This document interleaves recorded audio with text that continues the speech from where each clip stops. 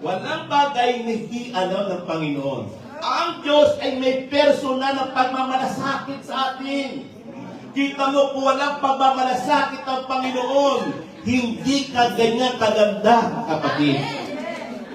Hindi ka ganyan kagwapo. Amen? Tingnan mo yung katabi mo. Maganda ba? Kasi sabi mong hindi, magsuot ka ng salamin. Amen? Anong ibig sabihin, kapatid ko, kay Kristo? Sapagkat, ang mga salita ng ating Panginoon, tulad ng kanyang sinasabi, ito po, kapatid ko, kay Kristo, ay nakasulat na sa talaan ng ating Panginoon. Balikan natin yung verse 5 naman. Ang sabi doon, kapatid ko, kay Kristo, ay sa verse 5, ay ganito, pinili niya tayo upang maging anak niya sa pamamagitan ni Jesucristo ayon sa kanyang layunin at kalooban. Dito, sinasabi na sa Biblia, bago pa likhain ang sanlibutan, ay pinili niya tayo upang maging kanya. So, doon meron siyang tinutukoy, mga kapatid ko, kay Kristo. Na tinutukoy doon yung salitang predestined o predestined us to adoption as son through Jesus Christ to Himself. Kapag sinasabi, kapatid ko, kay Kristo na predestined, itong mismo, kapatid, ay talagang tinakda. Talagang ito ay ikaw yan at wala talagang nababago sa sarili mo. Maliban na lang ang sundin mo ay ang gusto mo at hindi gusto ng Panginoon, ay hindi mangyayari sa ating kapatid ko, kay Kristo yung magandang pamumuhay.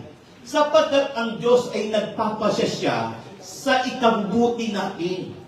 Hindi siya magpapasya na hindi sa ikabubuti mo. Kaya magtiwala ka lang sa kanya, kapatid ko, kay Kristo. At kayaan mo ngayon mag-decide ka sa buhay mo na ipagkatiwala mo sa ating Panginoon ang iyong pamumuhay. Sapagkat ang Diyos mismo ang siyang gagawa ng pamantayan ng ating pamumuhay upang marating natin ang magandang bagay na itinagda ng Diyos sa ating buhay.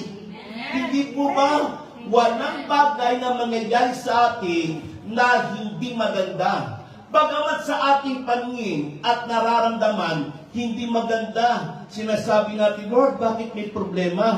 Bakit may pagsubok? Bakit ganito nangyayari sa buhay ko? Oops, huwag mong tingnan niyang, kapatid.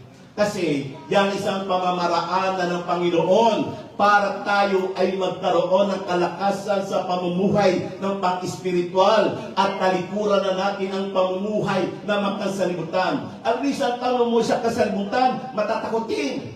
Ay naghirap, walang tiyaga, walang tiis. Yan ang sabi ng kasabihan.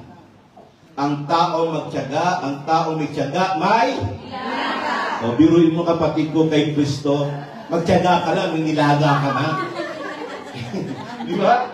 O, ibig sabihin, may magandang resulta. Doon tinuturuan tayo ng Panginoon sa ating mga paghihirap at pagtitiis, may kahihinatnan. Kaya huwag ka mag-isip kapag wala.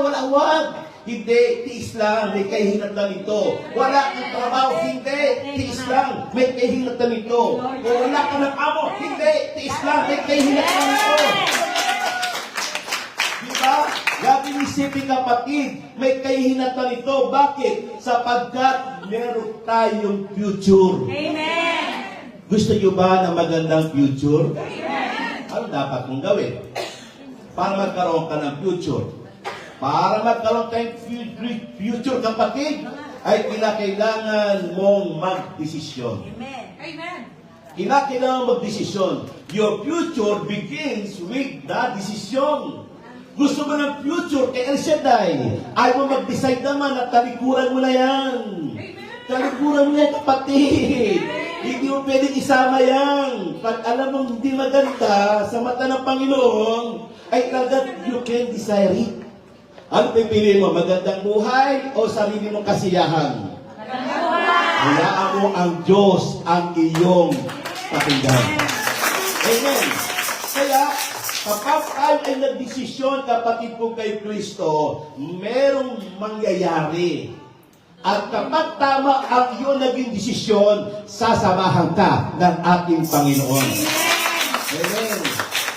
Kaya, paano magdesisyon? Diba? Sabi mo sa katabi, kapatid, paano kayo magdesisyon? Hindi ba? Kung hindi ka nakikinig ng salita ng Diyos talaga, ang hirap magdesisyon. Alam nga, tanongin mo manginginom dyan, paano magdesisyon sa tamang buhay? Eh kung ako may problema, hindi ko pang matabing problema. Dahil na natin sa alak yan. Hindi ba? Hindi alak na magdedesisyon. Ha? Hindi ibang tao magdedesisyon. Ano gagawin ko, brother? Paano magdesisyon? Makinig ka lang muna dyan. Huwag ka magmadali. Hindi ba? Makinig ka lang muna dyan. Huwag ka nagmamadali. Sapagat hindi natin malalaman ang tamang desisyon kung hindi tayo makikinig. Sapagat ang desisyon, ang salita ng Panginoon ay nagbibigay sa atin ng payo. Una-una, kapag nagdesisyon ka, huwag mong hayaan na ikaw ang magkokontrol ng buhay mo. Let go of control. Let God of control and trust God sovereignty.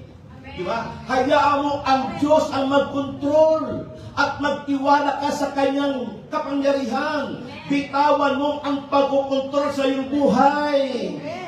Nakinig ka nga sa salita ng Diyos, sinusuway mo naman. Unti-unti lang, tama na ito, tsaka na lang uli.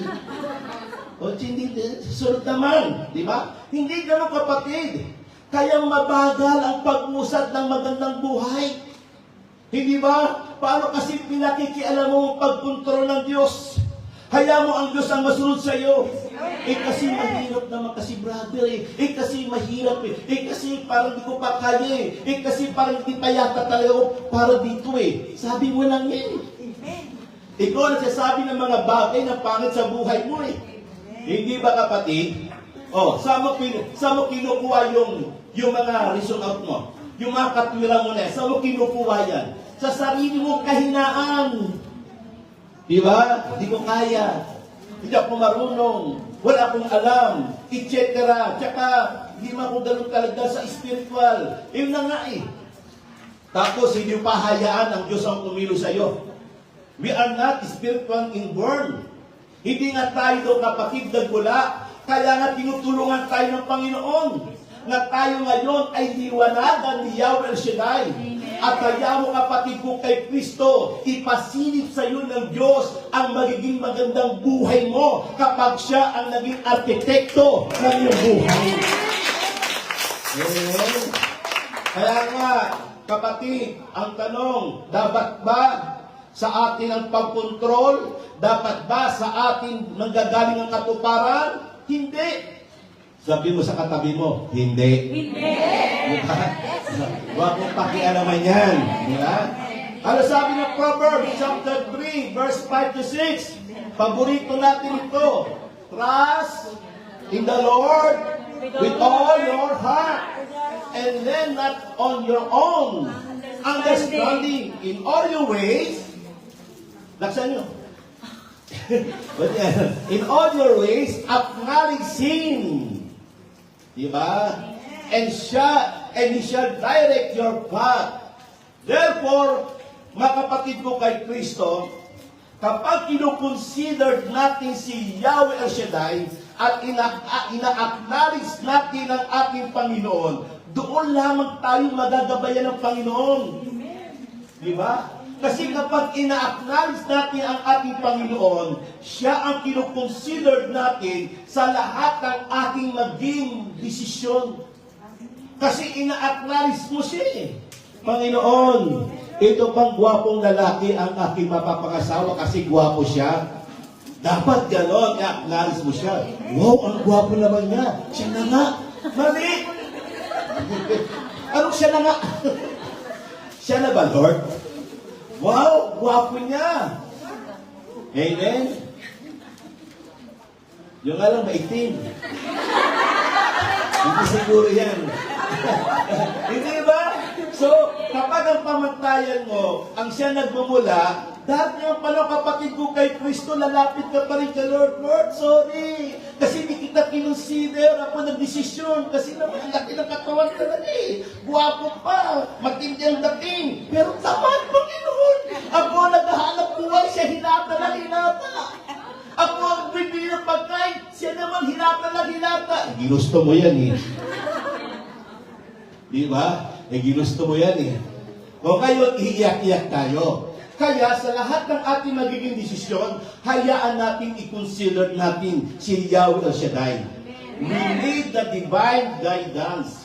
Consult God's words.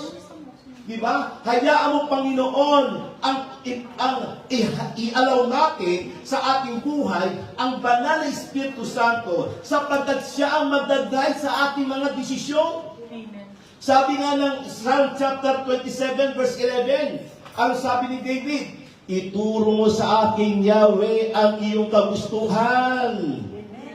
Sa ligtas na landas, ako'y iyong samahan. Pagkat nagtipana ang aking mga kaaway. O, kita mo yan? Alam ni David, marami siyang kaaway.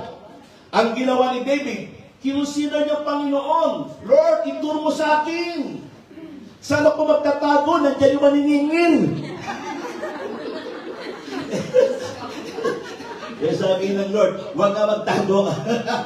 Harapin mo yung maniningin. Di ba? Hindi makapatid ko kay Kristo na kung saan yung sinasabi itong sinasabi ni David, na hindi ba ito actually yung Yahweh, ang sinasabi niya ito, iligtas siya sa kanyang mga kaaway. Ang ibig sabihin nito, ay sasamahan pa rin siya ng Panginoon sa labanan. Pagdating sa labanan, kinakailangan harapin niya ito. Yung nga lang, ang hinihingi niya, maging ligtas siya sa lahat ng mga bagay ng laban. Kasi, hindi tayo magiging mananagumpay kung hindi natin na hinaharap ang mga bagay na nagbibigay sa atin ng takot. Nagbibigay sa atin ng sinisiip tayo. Kaya nga, kasulat na ito, nais malaman ni David kung saan ang tamang landas na patungong ligtas na lugar. Sabang landas na ligtas na lugar. Hindi ba? Walang iba kundi sa mga bagay ng pamamaraanan ng Diyos. Ang ligtas na lugar, yung pamamaaran ng pamamaraanan.